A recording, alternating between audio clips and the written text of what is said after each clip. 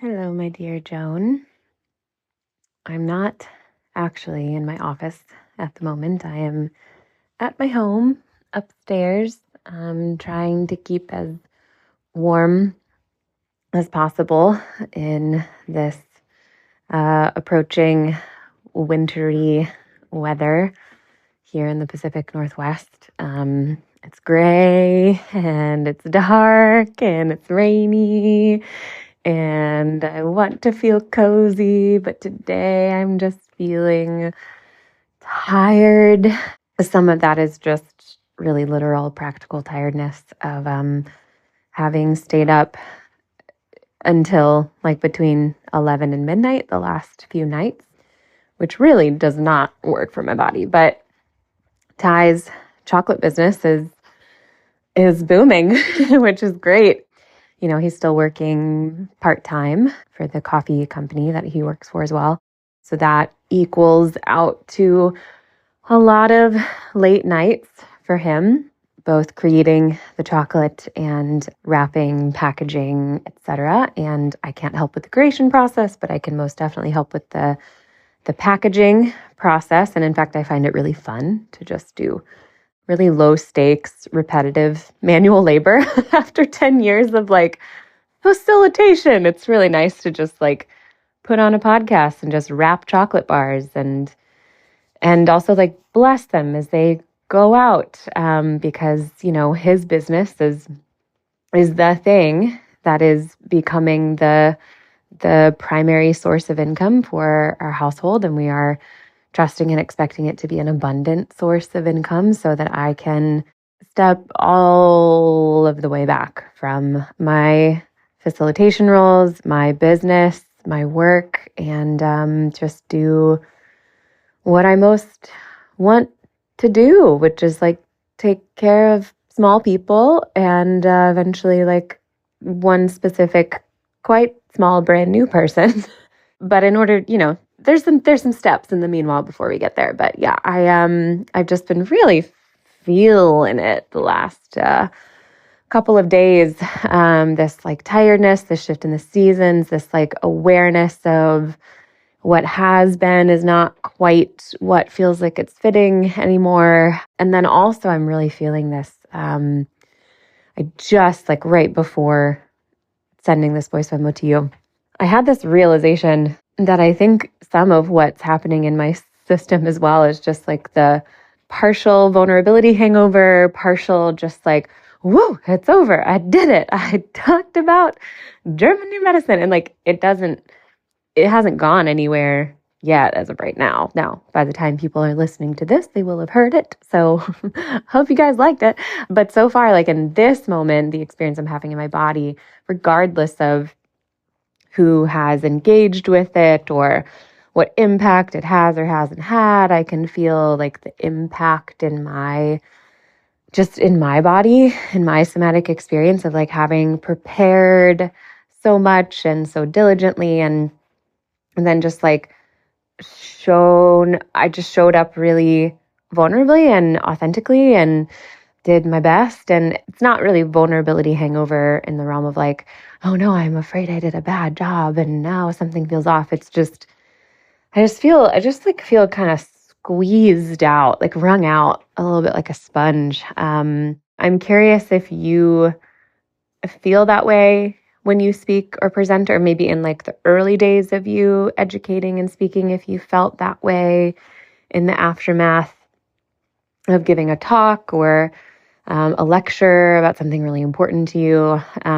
Like I shared last week, this is pretty new territory for me. So I can feel my body adjusting to that. It's just a different output than like facilitated conversation. So I looked at Ty earlier and I was like, I might take a nap today. He was like, that's really good for you. I'm probably not going to take a nap. I'm not very good at naps, but what I am going to do, I have like rested quite a bit today, but I am going to take the dog on a walk, a nice gentle neighborhood, slightly rainy walk. I'm hoping that will be quite restful, maybe restful enough. And then I am definitely committing to myself and to my body that I will be in bed by like 9 o'clock tonight. That's my commitment, because 3 nights in a row of like 11:30 bedtime and then like, between 6 and 7 a.m. wake up is, well, and this morning was like 5:45. Like that does not work for me. So we're going to shift some things, but yeah, I wanted to send you a voice memo. This is really not much about much, just to say, like, this is what I've been noticing in my body. Like I just before recording this, I felt the piece sort of click in my body mind that, oh, I think maybe that took something out of me, that 2+ hour presentation the other day. Like, duh, that kind of tracks. So yeah, I'm just curious if that has ever felt present in your experience. And then I'm also curious, like, how it's all been landing with you, as it's been simmering in your brain and body over the past few days. I hope you're having a really beautiful day today, and I'll talk to you soon. Okay, bye. Hello, Jamie. I have listened to your voice memo and I'm going to respond to it. But right now I'm in the middle of taking Felix and Leo trick-or-treating, and my anatomy is experiencing, if you can hear, the very blustery day we're having. I wonder if you can hear. I'm just going to hold up the phone. Yeah? Oh, if you want another, you get another. That's awesome, Leo. That was Leo reporting how he got more candy. Yeah, very blustery, chilly day. And there's something about Halloween, And so it felt like a very particular experience of our collective anatomies where we actually say hello to each other and are neighborly. So I wanted to capture just a little audio clip of it. There's also additional collective excitement in the air on this particular Halloween because it's going to be game 6. Is that right? I think it's game 6 in the World Series of baseball, which normally means absolutely nothing to me. But because the Toronto Blue Jays are currently leading in that series, and if they win tonight, then they win the World Series for the first time since I was a little girl. And it's so fun to see people talking about it. And there's something about, sports can be whatever, but there's something about the community atmosphere that it brings that is actually pretty magical and cool. So just wanted to share a little slice of what's happening in my neck of the woods on this night. And then probably tomorrow when I'm out on my walk or run, I'll do a response back to what you shared with me. And just wanted to share this moment with you in the meantime. Hello again, Jamie. Next morning. What is it? All Saints Day? Is that the thing after Halloween? I can't remember. I think so. And sad to report that the Blue Jays did not win the game, but that means that tonight is game 7 and somebody's winning the World Series. And I can't emphasize enough how much I don't typically care about really any sport, and particularly baseball. I have historically found very boring to watch, but I'm getting caught up in it. I'm learning the terminology a bit. Watched a little bit of the game last night, and there's something, it's just like so interesting to see, even just people wearing the paraphernalia and stuff. I guess for you and for those listening, maybe people will know, but like part of the context, I think, is like the Toronto Blue Jays is the only Canadian team. All the other teams in the MLB, that's what it is, right? The league of baseball they're American. So I do think there's a bit of like nationalism pride going on, which has its own flavor. But one thing that is true about that is, you see everyone in the blue, a particular color of blue. And I do love that the mascot is a blue jay, because because I love birds. So there's sort of that neat piece too. And you can kind of all say go Jays, and it's like a communal experience. So, yep, it feels like there's an aching hope in many people's hearts around here, including some people I work with who are big fans. And so it is quite lovely to have this thing that's a connective force. I also, in parallel, have a different kind of ache of like, oh, what if we all acknowledge we have a connective force in our hearts anyway, even when it's not sports time, or it is not Halloween time. There's something actually a bit painful and bittersweet about moments where you're like, hey, you're a person, I'm a person, and look at us, and we have this thing in common. And then we go back to like regular life where people forget that, but it's actually always true. Okay, now I'm bumming myself out. But really, so I went for a little run and re-listened to your memo. Now I'm walking through the woods, because the woods, like I'm here, I'm sure you can hear the leaves a crunching, going down a steep hill. I'm actually going to go back up and go down a different steep hill, because when the leaves are covering the roots, it is wise to choose a stabler route. Yourself, route. I said route twice, but with different meaning. But there's like every color under the rainbow, other than blue and purple, are under my feet right now and above me in the trees. And fall is just the most delicious time, isn't it? It really is just the superior season. Sorry, other seasons. You all got benefits. But then fall comes and you're like, well, what are you going to do? Fall wins again. So that's orienting you to where I am in space and time. I was just connecting with you about that feeling of fatigue and discovering the edges of, how much rest your body desires and how to offer it to your body. You may already be aware of this trick and maybe it just doesn't work for you, but my favorite way to nap is to not try and nap, but just sort of lie down and put on a timer. Like at work over my lunch hour, I'll go into like a patient room and I have this like shawl blanket thing that I wrap around myself, and I'll turn off the lights and put on a timer. Often it's just for 10 minutes. And then I'm not even trying to sleep. I'm just closing my eyes. And then often by the end, I'll startle a bit. Like I don't think I've been fully asleep, but there's these layers of lowered consciousness, or I don't know if that's, there's states of rest where absolutely pieces of me were sleeping, even if all of me wasn't sleeping. And that's really cool to access and deeply refreshing. Sometimes better than if I have a full nap and I like fully go to sleep. I'm like, I can be a real grog monster when I wake up, and it's like not fun. I'm like, oh God, I feel like I'm jet lagged.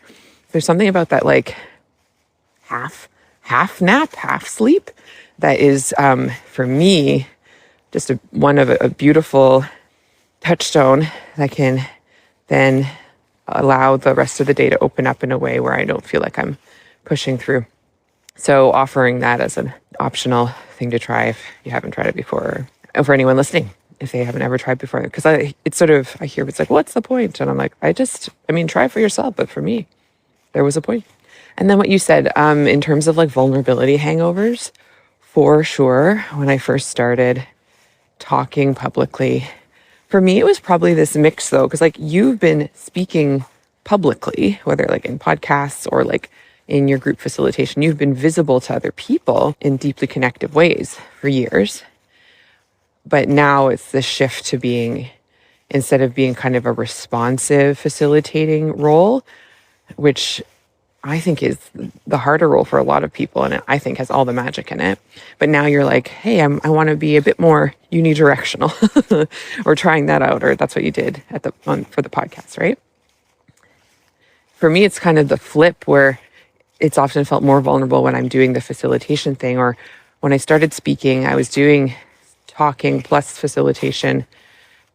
And so a lot of the vulnerability hangover was simply like, people are looking at me and responding to me, period. Versus like, you have some experience with that, certainly. But now it's sort of the holding the space as a a knowledge giver, a perspective giver, I'm hearing that that's a differentiation point for you.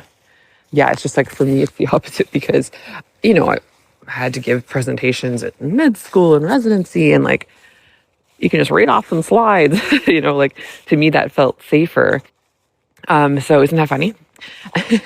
But definitely the vulnerability of, especially because like the way that felt safer is I felt like, oh, this is just knowledge I'm giving to a group of people who will readily receive it because it's stuff that we all could technically look up for ourselves. I just put it on some slides and I'm going to tell you about it versus like what you shared to me, knowing, oh, I don't know if this part was part of the vulnerability is like the fact that we have different spheres and fields of knowing and what feels right and true to us is like overlaps, but it's not a circle, right? So that, but also out into the general public world, like I get how that could feel more vulnerable. Like I have no idea who will listen to this and who may react to it.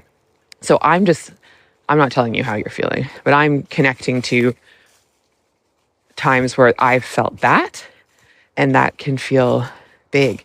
But I think more like the thing that I would say had the biggest sort of, I guess it's partially vulnerability, but like just sort of energy expenditure is like when I've put my heart into something where it's not about, it's like the subject that I'm talking about is something that's deeply me. There's something about that it's like, it's a piece afterwards, but there's a rush and a wave of energy flowing through. And that leaves a bit of a mark, not even in a bad way, but just in a almost catharsis kind of way. And then a bit shaky. So that's what I can recall kind of feeling in the past for sure. I feel like our podcast has been a space for me to do that really. Like I know I have my other podcast where I'm always like blah, blah, blah. And like, I've definitely had episodes of that podcast where I've cried or I've shared something, and especially early on, it felt like, oh my gosh. But there's something about our space where I feel comfortable to even share more about like what matters to me personally and about just the complexity of my experience. I think because you are such a wonderful space holder and it really is just a conversation with a friend that happens to be recorded. So I'm so grateful for this thing we're doing. Yeah. And even along that line, so like since our conversation, the one thing I'll say, like even before and during the conversation, and I briefly mentioned it to you after, but like I was just noticing the whole time, there is this part of me, this like conditioned reaction that has come up a number of times over our relationship where you will say something and I will have this conditioned reaction of like, oh my gosh, I like really don't hold that same position on this thing. And in fact, I kind of have, you could say opposing, if you will, like it's a point of difference between us. And beyond that, this particular subject, whatever it is, and it's been a couple different subjects, right? But like, not only is it like, oh, it's not as like low stakes as like, you like blue and I like green. It's something that out in the discourse of the social media and the beyond social media, like just the interpersonal relationships, this is a topic that people commit like kind of, I'll say relational violence around, saying like, well, if you think that I don't even know how you could be my friend, or, like this is a thing that people at least say and sometimes do like break connection about. And there's so many of those nowadays. It's, I can't even keep up, thank goodness. But like, there's been times of that. And one of the beautiful things, and honestly, one of the things I've been most deeply grateful for our relationship is how it's been a space for me to really explore personally for myself and then even share with you that this reaction is coming up for me. And both in the way I think am processing it and sharing it with you, but also in the way that the work you've done for and with yourself and the place you are where you're able to receive and respond back without it being the more classic thing of like, everyone getting more defensive and heated and trying to convince each other and that whole thing, that's come up a few times.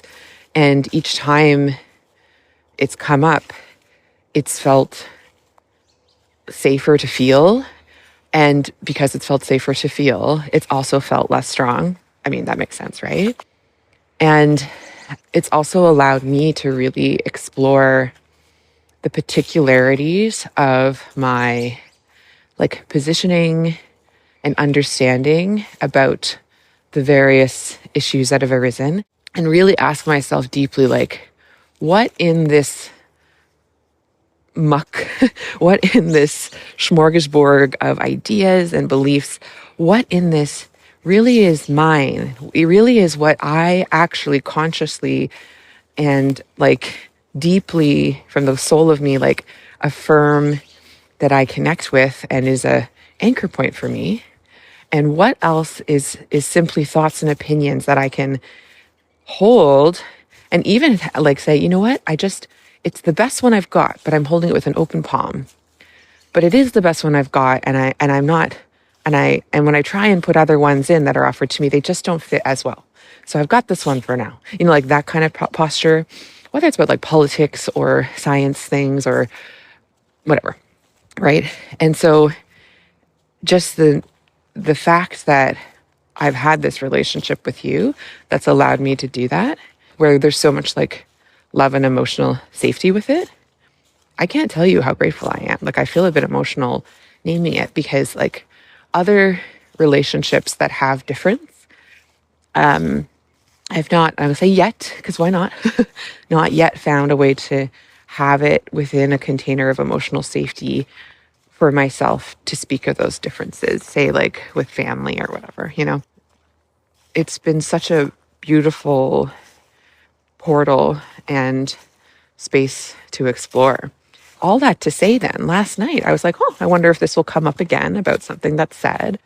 And there was definitely moments where that part of me would have a little glimmer of oh, am I meant to defend? Or, oh, does she mean that I'm bad? Or but they would be these tiny, I cannot emphasize how small they were, a little, literally I think glimmer is the best word for it. But they'd be so superficial, and not, the center of me was I'm listening to my friend Jamie.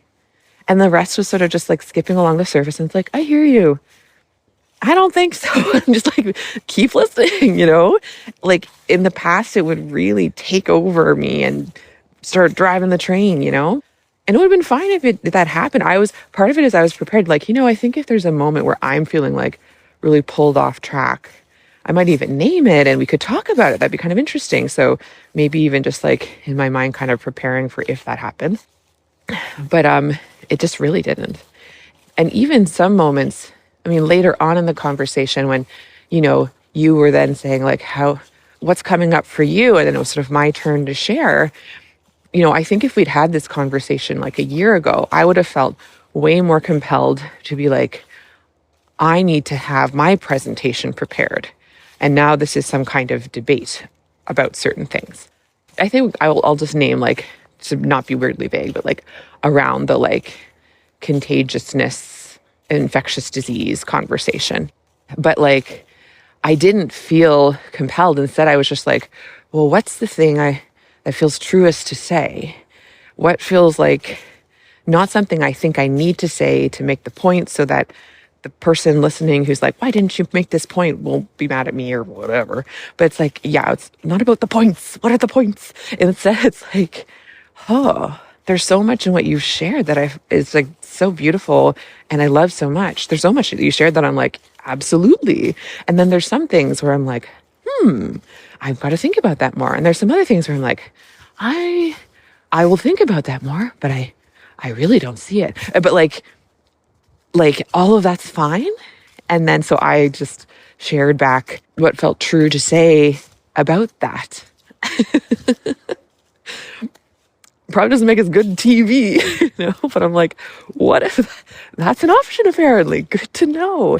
And that felt really good to do, especially because another way it can go is people pleasing me can just be great. Everything's great. I think everything you said is great, which would be not an accurate truth either in terms of I don't like if I was like, now I believe everything you believe, and I feel like that's the only way to like retain safety in the relationship, that would have been false, because that's like not where I'm at, you know? So I just thought it was very meaningful for me to have that experience with you.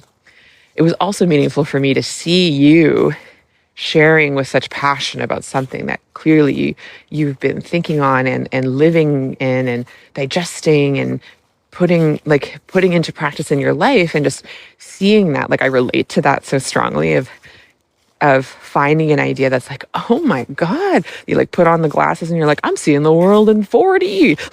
Like that feeling is so cool when it happens. And so watching you share that, like I was just like, this is a delight to watch and to experience, and to have the pleasure and the privilege of being the singular audience of. Like, there's also that quality as well.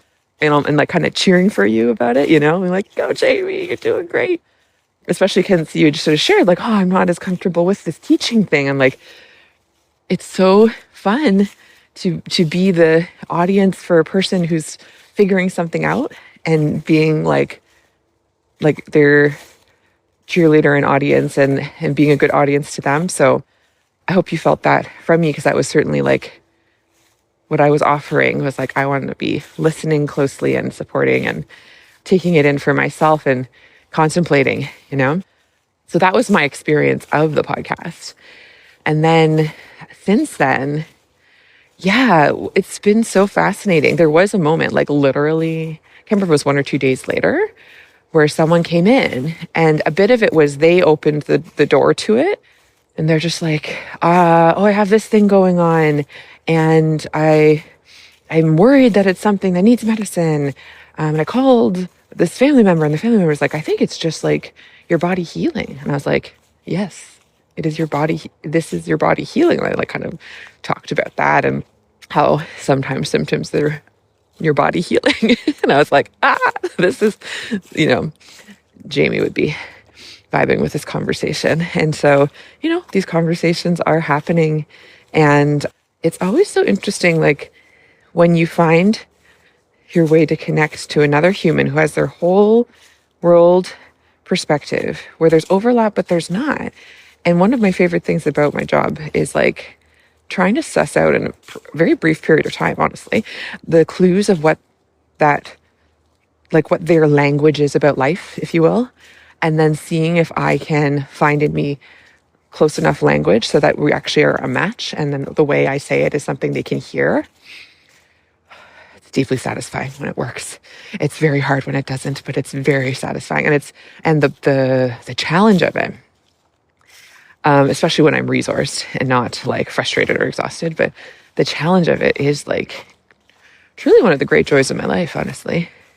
Because when you get it, you're like, yes, got another one. So the fact that I now have additional language to use around the body, I'm always grateful for that. And there's some beautiful language in what you shared that I'm like, yes, this just feels so good to add to the repertoire, you could say.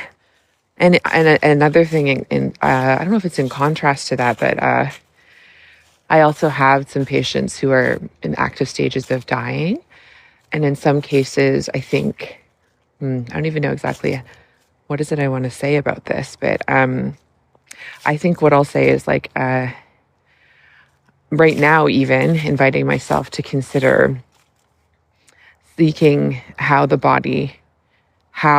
it is still true that the body is committed to wholeness and vitality while in the midst of dying from this condition, and at least holding that for myself.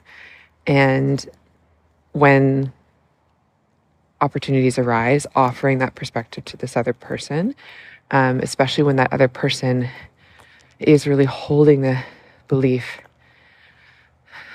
that there's a way forward where they don't die, even while simultaneously meeting them there and holding their hand about certainly at least the wish, if not the hope, that something may turn around, though the body is not giving the signals that that's what's happening, all at the same time.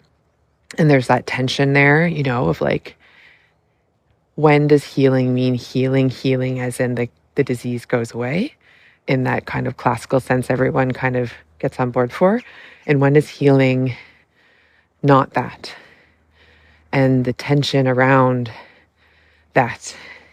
So that's something else I've been experiencing. And there's a painful kind of beauty in that too. Anyway, I'm back home and my hand's cold because it is chilly out. Go Jays. Well, definitely by the time this comes out, it'll be old history. Whatever happened tonight about the Blue Jays, it will not matter. But it's so neat that it sort of is like, speaking of imaginative possibilities, this anticipation that the possibility it's about a baseball game, but like this idea, like everyone is caught up in the delicious anticipation and joy and fear and anxiety about the not knowing. And like, honestly, this is the better part. Like, even I'll say when we win, I have no idea, but like, say we win, and haha, but, you know, say the Blue Jays win. There will be celebration after, but I think the actual more pleasurable part, honestly, the part that is more connecting, certainly, is the before. And I think that's what our whole season's about. So that's just coming to me now. All right. Love you, Jamie. Hope you did get a good night's sleep. My dear Joan, I am in my office again. For some reason, I always feel this need to specifically tell you where I am and what I'm doing. I'm setting the scene, I suppose. Part of this scene is that it is an almost full moon that I can see out of one of the like east facing windows in my office, and out of a west facing window, I can see the sea. Oh, and out of the north facing windows, there's mountains. So I live in such an incredibly gorgeous place, and I feel so grateful. And this office is just such an incredibly gorgeous place, and I feel so grateful. So someday I hope that you will get to come and see and feel and experience all of it here. That would be wonderful. I listened to your voice memo a couple of times over the last couple of days. And as I was listening to you share, I realized there are ways in which I hadn't really fully relaxed into and dropped into the reality of what you were talking about in your voice memo for my own self. What I mean by that is the way that you were sharing that, you know, this relationship and this project that is an outgrowth of this relationship has like really grown your capacity to be able to, I guess we could say, like, to tolerate difference or to celebrate difference, we'll say, and like not, you know, need to access that part of you that becomes, you know, defensive, or not need to access that part of you that withdraws, anticipating rejection, just the ability to be like, yeah, cool.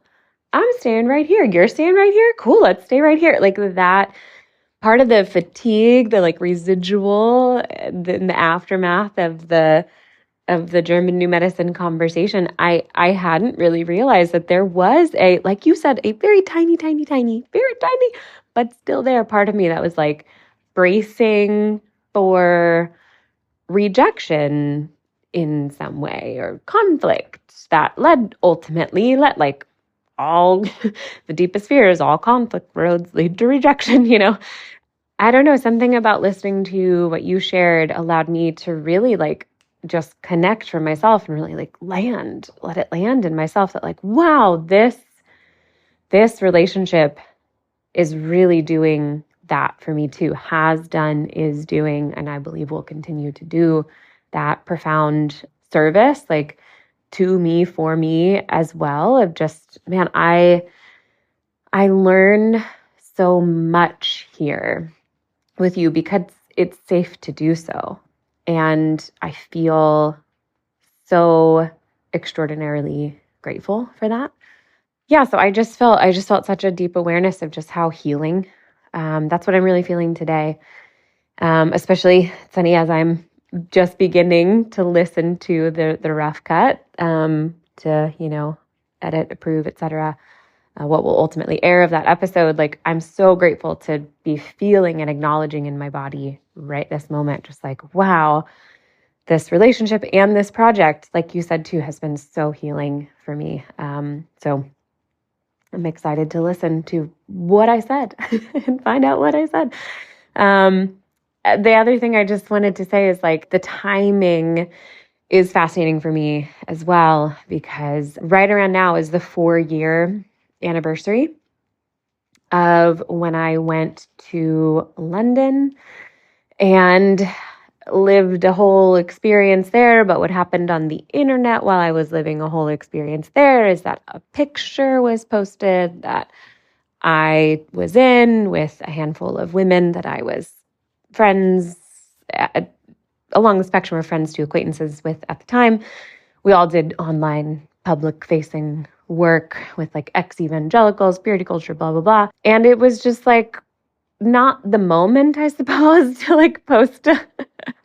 Like a lot of people have been like inside and way too on the internet for like a year and a half, and we weren't doing well, and I was not doing well. And this picture was posted, and it caused this firestorm and a cancellation, blah, blah, blah, back when we were all doing that stuff. And as someone who had like, that had been my bread and butter online for years, like I had been that kind of person, like there's a lot to say that I don't need to say now because I already wrote an essay about it, but like a lot to say about like what happened when this occurred and where I was internally and why, the fact that friends of mine, close friends of mine, were being accused of things that I knew weren't true. I just like couldn't hang with the internet protocol of it all anymore, of which I had been like a cop, honestly, about it for many years. Like, you better be my definition of perfect, or I'm accusing you of being bad. And like I was living there for years. And this right around now 4 years ago, I had that experience happen. And then just so happened that I went to the Scottish Highlands because that was already planned. And I had no other choice but to like be totally off the internet for like 2.5 days. And I wrote by hand for the first time in years. And I like got my breath back and I walked, and my nervous system just like came back to baseline. And when I got back from the Scottish Highlands, I sat in a cafe in Edinburgh and I wrote this like very long, detailed apology in the direction of everyone who had been observing and engaging with me online for the way that I had been engaging with them online, which was so far outside of my integrity. And I made a commitment that day. It was like November 18th, 2021 or something like that. Like after, 3 weeks almost of just being screamed at incessantly online, I was like, okay, this is on me. I see how I'm not a victim to what is happening right now. Like, I have created this reality for myself. And I remember I said something in the apology about like, I'm not trying to set another table. I'm just trying to clean up the mess that I've made at this one. And I was just full force, committed to I'm going to figure out a way to live differently than this. And my relationship to the internet has, profoundly changed ever since then. And just hearing you, like having had this conversation with you, which is one amongst many conversations where we're like, we sit in slightly different spots and that's cool. We love each other. But then like that, with the addition of hearing you reflect to me in your voice memo that you experience me as someone who is like open and curious and like disarming even in these, like that you feel your experience of me is like that you trust so much that I'm not going to like basically behave towards you the way that I had been behaving for years up until right about 4 years ago now. And I feel I'm holding both, like holding one awareness in one hand, other awareness in the other hand. And I'm just like, balancing, dancing in the middle between those two with like a ton of awe and gratitude and wonder. And I'm so glad I'm here now instead. It feels so much better. My life is so much richer. I am so much more well, and I'm doing so many more things that I believe in so much more. And yeah, every metric has improved since deciding to move in the direction of like the rejuvenation of my soul and the reopening of my heart through the specific avenue of, reclaiming my sovereignty of attention, my sovereignty of consciousness back from the way I had abnegated it through being extraordinarily online. So yeah, I wanted to share that with you as well. And I feel like this is a sufficiently long reflection for the moment, but I'm just feeling a lot of gratitude right now.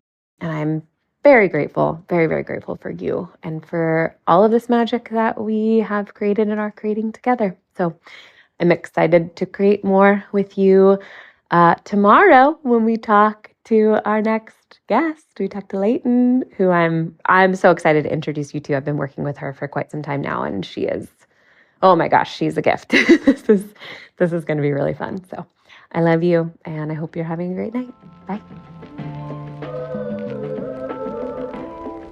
This is Experiential Anatomy. Thanks for listening. I'm Joan Chan. And I'm Jamie Lee Finch. Experiential Anatomy is co-hosted and created by us. Amber Wyndham is the editor. Julia Wyndham is the supervising producer. Senior producer is Elizabeth Wyndham. Aaron Beatty leads our community management. Our theme music is Park Pier 3 by G's Guy. If you have any thoughts, questions, or stories to share about this week's episode, email us at exanatomy@gmail.com. Please follow, rate, and review on your favorite podcast platform. And remember to join us over at exanatomy.substack.com. Experiential Anatomy is produced by Windhaven Productions.